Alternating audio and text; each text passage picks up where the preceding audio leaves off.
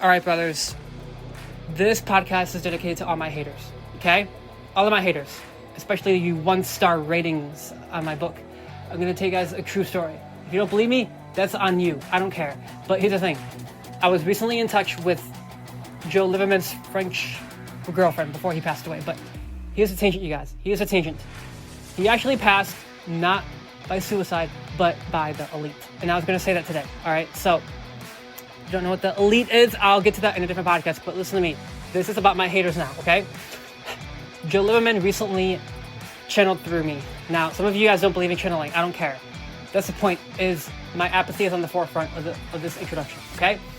This is a tangent, all right? This is the tangent, the introduction to this podcast. I'm going to tell you right now that Joe Liverman actually said about my book, this is word for word what he said. 2 words. Actually, 3, but anyways. He gave me 3 words when I asked him, yo, bro, I want to know what your thoughts were on my book before you left. And then he said these 2 words, or 3, I should say. Bold and fearless. So, let's start the podcast, you guys. Listen to me, brothers, right now. If you are easily triggered, I do not suggest you buy my book, because someone did get triggered and left me a 1-star rating. Let's start, you guys. You are listening to the Masculine Mindset Show, a podcast for men to develop a backbone, a masculine purpose, if you will, and get more physically attractive, and even become more mentally healthy.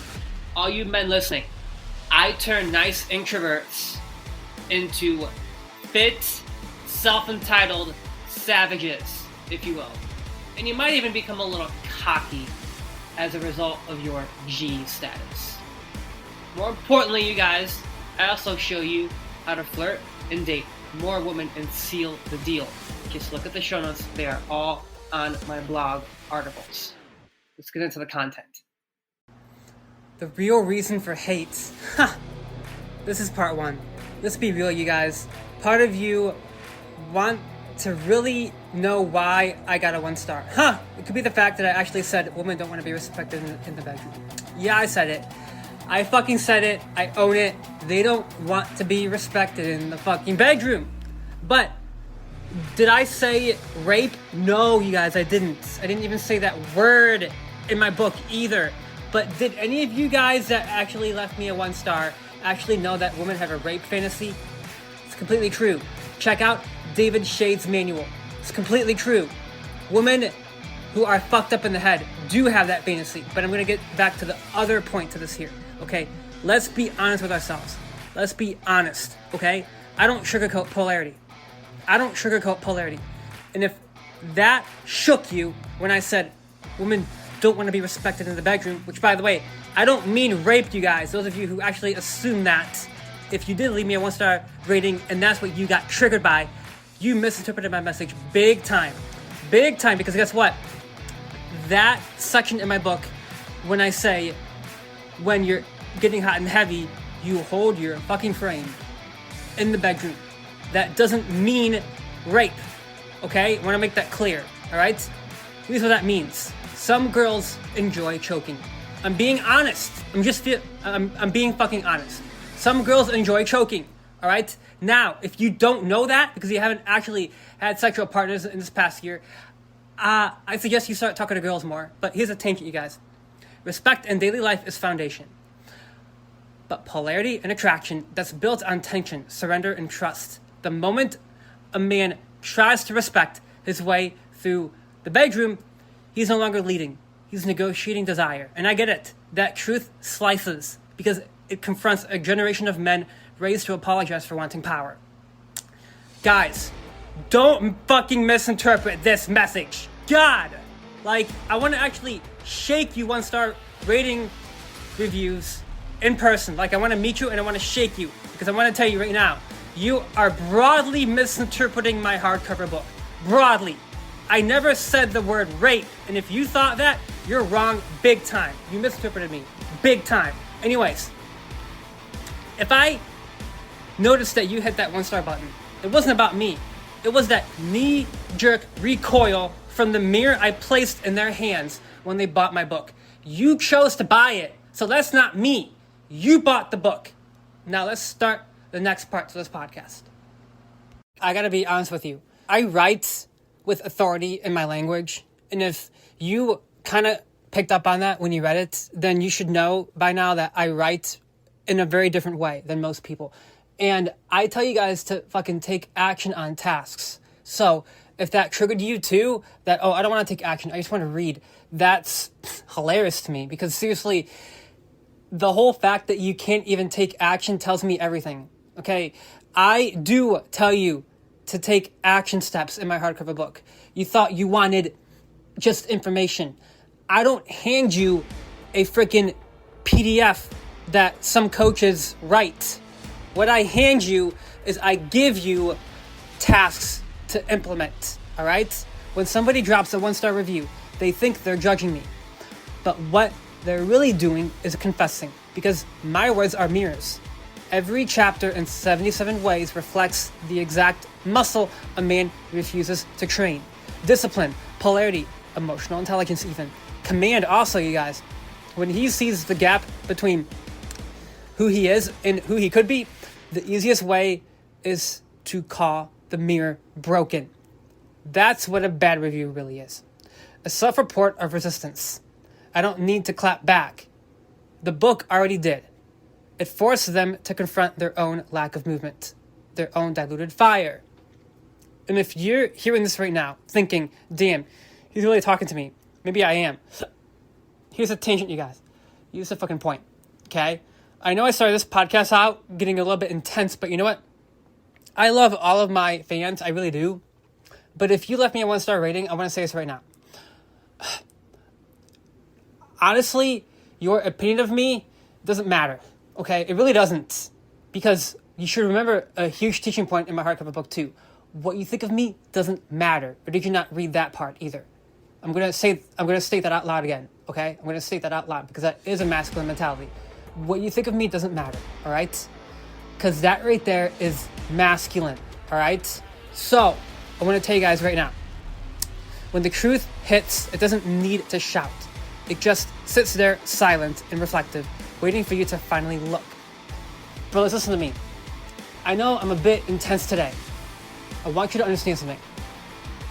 If you have left any bad rating on any podcast or any book or any freaking manual out there that gives you quality information, especially David Shea's manual, you think my book is bad about like saying, oh, women don't want to be respected in the bedroom? Try reading David Shea's manual. That's like 10 times worse. But anyways, let's get to the fucking bottom line of this section here. I'm holding up the mirror, and that mirror didn't look good, did it? It did not look good. So let's get to the next part now. I want you guys to really swallow this right now. If you left that 1-star review, this is my message to you. I suggest you look within yourself, because that is not about me. That shows that I triggered you. Let's get to the next part. I'm doing some reflection today, you guys. This next section, okay? On this next section, I'm doing a little bit of reflection, all right? I have a very early episode called A Deep Dive into the Mind of Haters, right?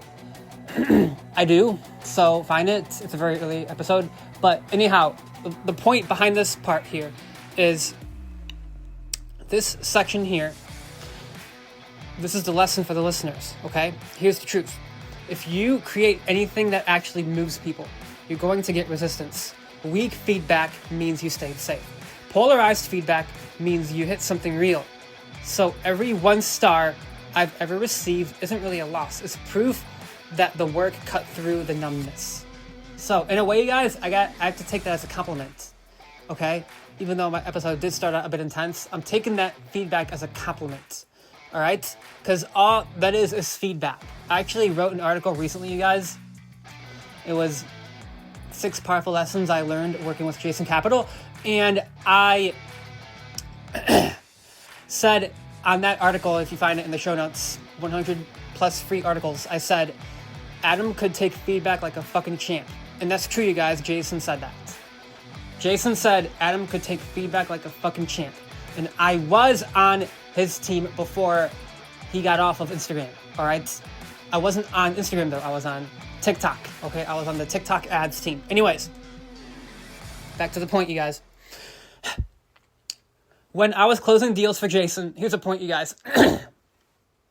I would see consistent hate thrown at Jason daily. So I'm going to tell you guys this right now. If any of you are coaches listening to my podcast, I don't want you to get let down by hate. In fact, I want to quote Dr. Wayne Dyer. Here's what Wayne Dyer says. Brilliant spiritual teachers. All opinions are imposters. Completely true. All opinions are imposters. Now, anyhow, this is the lesson for the listeners. Here's the truth. All right? I'm going to get to the fucking point of this section here. If you create anything that actually moves people, you're going to get resistance. Weak feedback means you stayed safe. Polarized feedback means you hit something real. So every 1 star I've ever received isn't loss. It's proof that the work cut through the numbness. I want you to apply something every day, you guys, in your own life. The moment you step into leadership, okay? The moment you step into leadership, in business, in your own body, in your relationships, you will trigger someone. Several sections in my book, you guys, I talk about how to become high status. I even cover limiting beliefs in seduction too. Because a lot of people out there, I'm sure they have limiting beliefs in seduction. Oh, girls want to be respected in the bedroom. Guys, listen to me. There are light and dark sides to sex. There's the light side where you're affectionate. There's the dark side where girls don't care to be respected. Now, again, please don't misinterpret that. Seriously. You guys can easily misinterpret my message. Easily. It's really sad to me that you misinterpret my message that much. But anyways, the lesson for the listeners is when you get hate, you're winning. Okay? You're fucking winning. Now, here's the point, you guys. Don't flinch. Don't explain. Integrate it.